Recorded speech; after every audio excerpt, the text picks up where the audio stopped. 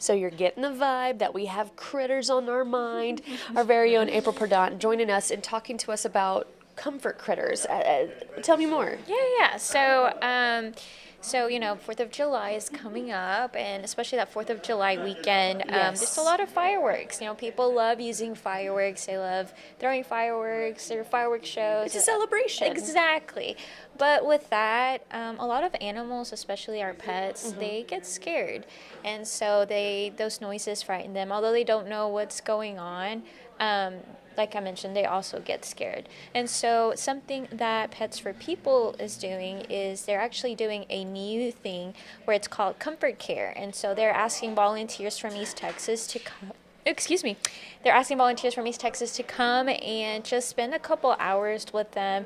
That 4th of July weekend, that Friday and that Saturday, just spending time with them, playing with them, distracting them from those noises. Right. And I thought that was a really cool idea. I've never thought about that. They've really come a long way with creativity and ideas to get people included. And it makes sense. I mean, yes, they're located in the middle of town, and usually there's, not supposed to be fireworks. That doesn't really stop Yes. folks. Oh my goodness. So yes. having that comfort there is going to be crucial. I know you got to talk to a few people about, the game plan for it all. So what was that like? Yeah, so I spoke with Kat. She's the executive director for Pets for People, and she kind of walked me through a little bit about how it would look like. They're providing treats for both pets, for their animals, and for the volunteers. Oh, I love that. So they're also going to have just ways to distract them, toys, some fun things that they can do with both the animals and the cats. I mean, both the dogs and the cats. And yeah, it'll just be fun. It'll be super relaxed, super chill.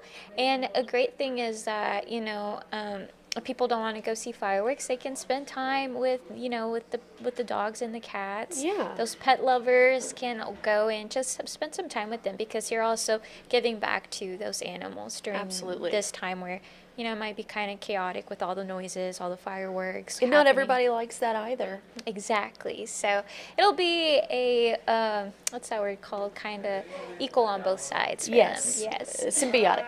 Yeah. A symbiotic relationship. Let's hear more from Kat. Our rescue here is around a place where they like to shoot a lot of fireworks off every year. And we do have some animals in our care that are scared of the noises. Most animals are. So for 4th of July and for the 3rd of July, we've decided, since they're Friday and Saturday night this week, that we're going to get together what we are calling the Comfort Crew. And we're asking volunteers to come and hang out with us at the shelter from about 8 o'clock at night until 1 or 2 in the morning, depending on when the fireworks kind of calm down. We're going to have treats for the dogs and for the people. We're going to have music. People can just bring their lawn chair. They can bring a book if they just want to read a book. But, it just really helps the animals to have somebody around, to help them not be so scared. Have you guys done this before, or is this the first time? We haven't. This is our first year to try this, and we're really excited. We think that it's really going to make a difference with our animals and, get them to where they don't have to be so scared and so uptight that night. Yeah, can you talk a little bit about the impact, of them? I'm sure you guys with them all the time, but with the fireworks, what's kind of their initial reaction? They're scared, Yeah, for animals, they don't really know what's going on. They don't understand it's the 4th of July, and they don't know what fireworks are. And so those loud noises tend to make them get really nervous, really scared. It can make some of them, be kind of sick.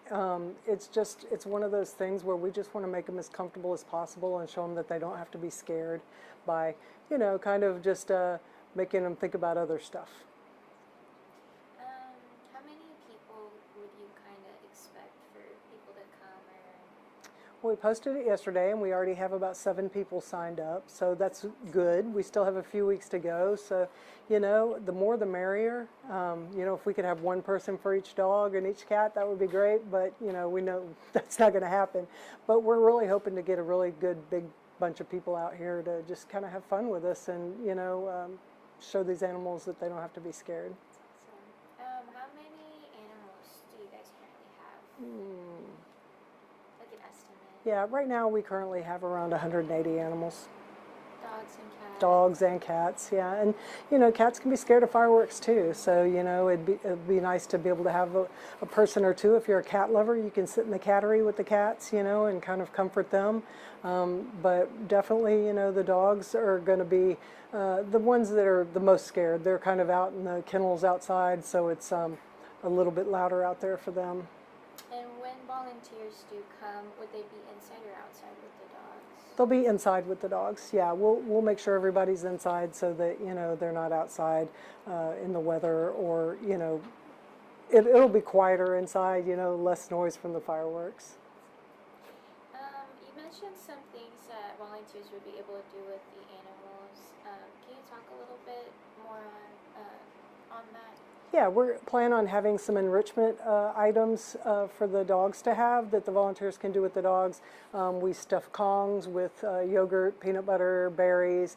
We take Frisbees and hang them on the door with peanut butter on them for them to just sit and lick it. You know, it just kind of takes their mind off of what's going on. And last question, how do you see this being so impactful, not only for the volunteers, or not only for the dogs, but also for the volunteers, have that interaction with the dogs and the cats? Yeah, you know, I think it's good for the people too, because for the people that don't want to participate in fireworks and things like that, it gives them something to do that they also know that they're helping an animal, you know, and it's very, very fulfilling. You know, it's a good feeling to know that you're helping the animals through this. Anything else I might have not have asked that you think would be important for the community to know? No, I would just ask for people to just be mindful, you know, of the animals around you when you're shooting off fireworks. And not only the animals, you know, we have veterans out there that, you know, have PTSD, that the noises can set them off too. So, you know, fireworks are fun and it's great, but it scares the animals, and it scares a lot of people. And so, you know, I would just ask people to be mindful of their surroundings. Thank you so much. Thank you. You did good, Rooster. The dog's name is Rooster, in case you were wondering, that little doggy. That cat in the background, I think, stole the show.